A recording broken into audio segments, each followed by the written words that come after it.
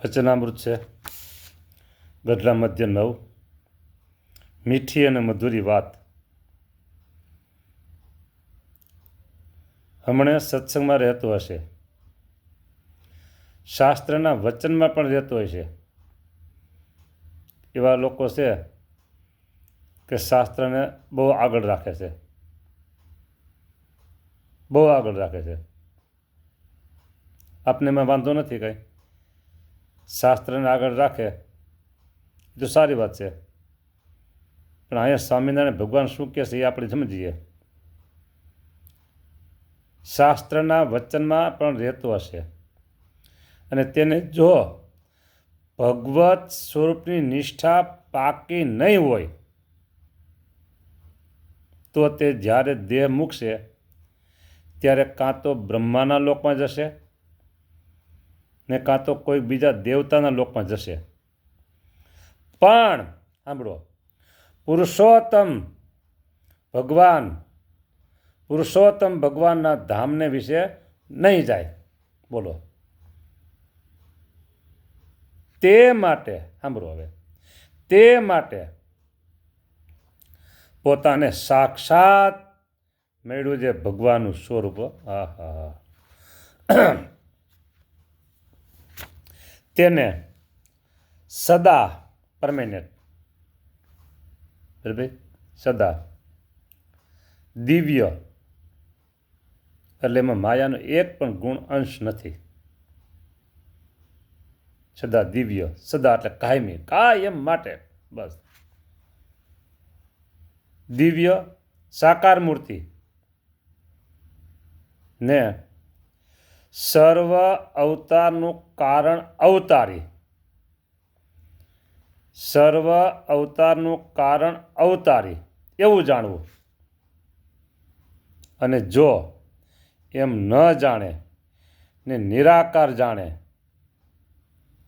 ને બીજા અવતાર જેવા જાણે તો એનો દ્રોહ કર્યો કહેવાય. જો હવે તમે શું કરશો કયો? નિરાકાર જાણે તો એનો દ્રોહ કર્યો કહેવાય. ત્યાં સુધી તો વાંધો નથી, પણ આ સ્વરૂપને બીજા અવતાર જેવું પણ સમજવું નહીં.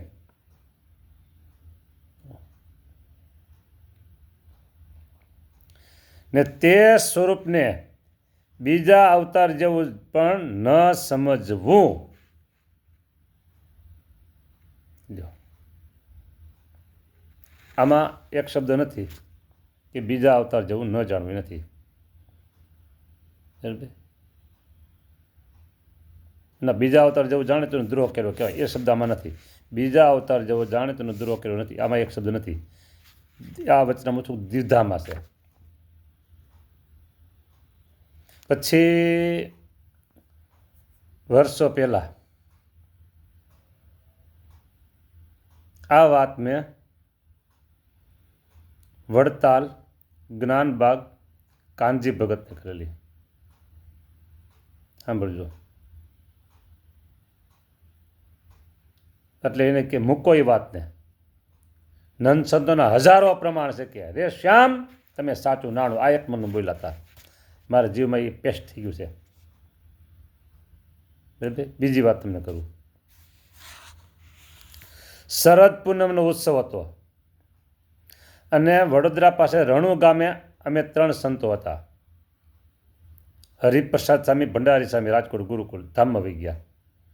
બીજા એક હરિવલ્લભ સ્વામી, અત્યારે ભાયાવદર ઉપલેટા બાજુ એક ગામમાં ત્યાં હનુમાનજીનું મંદિર સંભાળે છે. અને ત્રીજો આ સેવક. આ 3 હતા. ત્યાંથી સવારે નીકળી અને બપોર પછીના સમય થયો ત્યાં અમે ધોલેરા પહોંચ્યા. શરદ પૂનમનો ઉત્સવ, ખાલી ત્યાં દર્શન કરતા. અને પહોંચવું તો અમારે સાંજે SGVP છારોડી. હવે બપોરના પહોંચ્યા અમે ત્યાં, ઠાકોરજી પોઢી ગયા હતા, દર્શન નહોતા થયા. પછી બેઠા અમે, સમાચાર મળ્યા કે આચાર્ય શ્રી અજેન્દ્ર પ્રસાદજી મહારાજ અહીંયા છે. બરાબર. એટલે એ થોડાક આરામમાં હતા. અને લાલજી મહારાજ એ બહુ નાના, આ વર્ષો પહેલાંની વાત કરું હું. વર્ષો પહેલાં એટલે ઓછામાં ઓછા સમજી લો ને 34 કે 35 વાર ખરા. બરાબર. અત્યારે જે લાલજી મહારાજ, ગજેન્દ્ર પ્રસાદ મહારાજ બહુ નાના, મોટા અત્યારે ત્યાંથી નાના હોય 35 બાદ કરી નાખો એના વર્ષમાંથી. એ ત્યાં રમતા હતા. પછી થોડીક વાર અમે 5-10 મિનિટ વાતો કરી એની સાથે. ત્યાં બાપજી એટલે ગજેન્દ્ર પ્રસાદ મહારાજ આરામમાં હતા, એને સમાચાર મોકલ્યા. અમે એ જાગી ગયા હતા, એ બેઠા થોડીક વાર અમે. પછી આ સેવકે એમને પ્રશ્ન કર્યો કે મહારાજ, એક વચનામૃત મધ્ય 9 મેં એમ કીધું કે બીજા અવતાર જેવા જાણે તો દ્રોહ કર્યો કહેવાય. અમુક વચનામૃત છે ને અમુક વચનામૃત નથી, એનું કેમ સમજવું? એટલે એને એવો જવાબ આપ્યો, તેથી મોબાઈલ નહોતા, વિડીયા નહોતા, કેમેરા નહોતા, નકર થઈ જાય, પણ હું બોલું સાચું છે. એને એવો જવાબ આપ્યો મોઢે કે સ્વામિનારાયણ ભગવાન સર્વોપરી છે, સર્વોપરી છે, સર્વોપરી છે. એ કોઈનાથી ના ન પાડી શકાય. ગયા અમે એક્શન કર્યું ને એમ, એ કોઈનાથી ના ન પાડી શકાય. આવું બોલ્યા. અને મેં એના ચરણની સેવા બહુ કરી છે, બહુ કરી છે.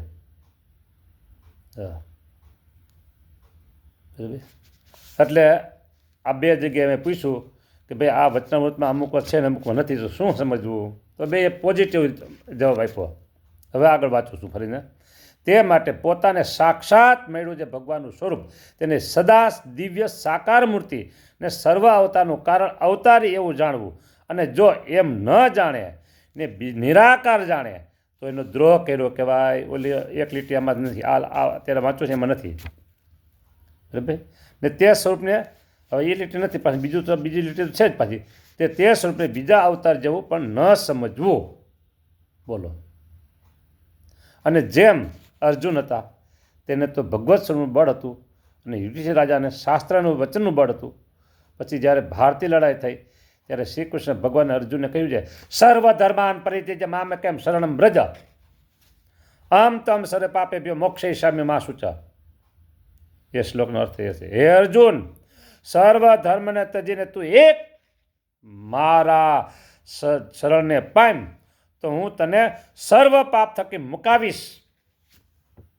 તું કાંઈ શોક કરીશ માં. કેટલી વાત મોટી કીધું. સર્વધર્મ પરિત્યજ્ય મન માગેલા મૂકી દે તું તારા મનના માનેલા બધાય. જો સાંભળજો, કોઈ એમ કહે કે ચાતુર્માસે શ્રાવણ માસે તમારે 1 મહિનાના ઉપવાસ કરવા, ખાલી પાણી પીવાનું, બીજું કાંઈ નહીં. ઓકે, કરશું.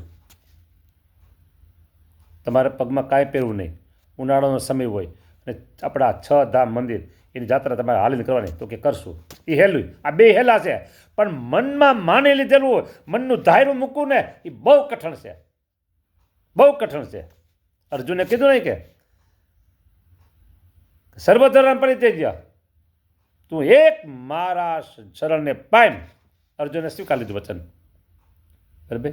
યુધિષ્ઠિર રાજાને શાસ્ત્રના વચન હતા, ન મૂકી શીખા. બોલો. એટલે જ પ્રારંભમાં કીધું કે હમણાં સત્સંગમાં રહેતો હશે ને શાસ્ત્રના વચનમાં પણ રહેતો હશે અને તેને જો ભગવત સ્વરૂપની નિષ્ઠા પાકી નહીં હોય, બરાબર, તો તે જ્યારે દેહ મૂકશે ત્યારે કાં તો બ્રહ્માના લોકમાં જશે ને કાં તો કોઈક બીજા દેવતાના લોકમાં જશે, પણ તે પુરુષોત્તમ ભગવાનના ધામને વિશે નહીં જાય. ચોખ્ખી વાત કરી દીધી. પુરુષોત્તમ નારાયણ મનાય તો માનો, ન મનાય તો ઠીક છે, બીજું શું કે. આપણે જે સ્વરૂપ મેળવ્યું છે ને, બસ એમાં એકમાં જ પતિવ્રતાની ભક્તિ, એકમાં જ પતિવ્રતાની ભક્તિ જોઈ. બસ આવી વાત છે. મીઠી મધુરી વાત આ છે, મીઠી મધુરી વાત છે આ. જય સ્વામિનારાયણ. આટલું કહીને રાખું છું. આવી વાતો તો વચનામૃતમાં બાપલાવ ઘણી પડી છે. હા, ઘણી પડી છે વાતો, ઘણી પડી છે. પુરુષોત્તમ નારાયણ કોણ છે આપણે મેળાથી, એની ખુમારી, એનો કેપ, એનો પાવર, હા હા, જોરદાર જોઈએ હો. હા સારું, જય સ્વામિનારાયણ.